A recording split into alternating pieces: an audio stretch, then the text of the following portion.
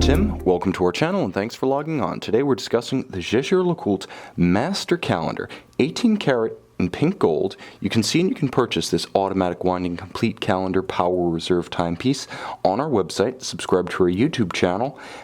You can also click on the card in the upper right hand corner of the screen to see our full sales listing for this watch with accessories included in the sale, high resolution images for your desktop, and naturally complete pricing details for this master calendar. Now the watch you see on my wrist was the master calendar between 2005 and 2012.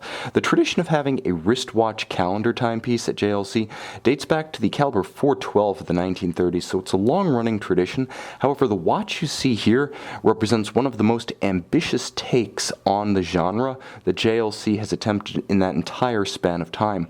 Now you can see it's bigger because, again, built from 2005 to 2012, this watch demonstrates the prevailing wisdom of the mid-2000s, which was that anything could be made better if it could be made bigger. 40 millimeters is the distance across the round of the case from 9 o'clock to 3 o'clock, not inclusive of the crown. You can see the watch has a relatively deep profile from the side with truly massive lugs in form and in fact, but it's not excessively thick. 13 millimeters with a generously sloped conical bezel. You can easily fit it underneath a dress cuff.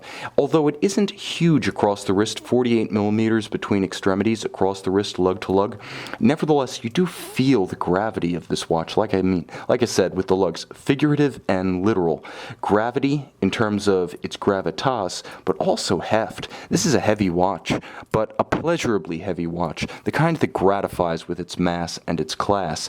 Now, it's matched with a dark brown alligator leather strap, rectangular scale on the top, monotone stitch, folded edges. There is some bolstering as it approaches the lugs so that there isn't a huge disparity between thickness of strap and thickness of lug. And then at its terminus there's a beautiful JLC deployant clasp, double deployant. I like that, I've often said, because if you are like me and you tend to be inclined to cinch the watch down to one of the tightest rungs when sizing it, the double deployant makes it easier to open the bracelet and close the bracelet without awkwardness or even pinching of skin.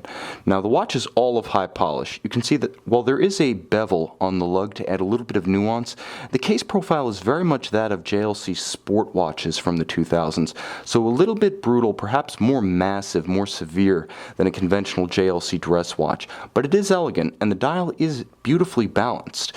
While there is an awful lot of information here, it's easy to read. Apertures for the day and the month. There's a radial date running around the outside of the hour track. There is a moonphase at 6 o'clock in a bosom style display right beneath the constant seconds hand, and then there's a power reserve for the watch's 42 hours of autonomy registered at 12.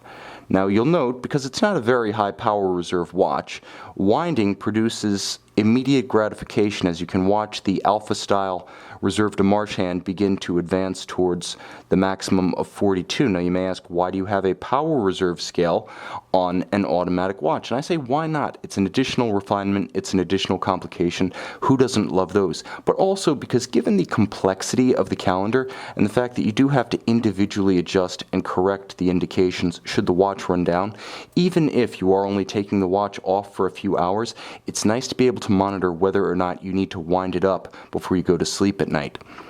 Now, the timepiece is beautifully laid out and logically laid out on its dial, but we turn from the cruciform complication layout to a rather deep-dished aperture displaying our caliber 924 automatic. Now, this is based on the so-called auto-tractorized 889. The JLC workhorse caliber 889 adopted the character of the caliber 975 auto-tractor, so the mobile index balance with the Triovis fine adjuster became free-sprung for more durability and better ability to hold a regulation in the face of shock and strain on the wrist.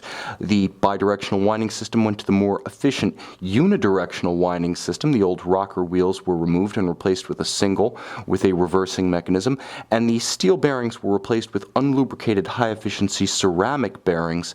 Spire-cut gears are also present, as is a laser-welded hairspring. That's what I mean by auto-tractorized. It operates at 4 Hz, and it features the power reserve scale and the complete calendar you saw on the other side of the watch, as well as a true hacking function. You can pull the crown out, stop the balance, generally when the seconds hand is at 12 on the inset index, and then synchronized to a reference time. But this is a very practical timepiece for use on a daily basis when writing emails, when writing letters. It's amazing when you don't have a calendar how often you may reference it looking for that information on your time-only watch. I know it's happened to me many times.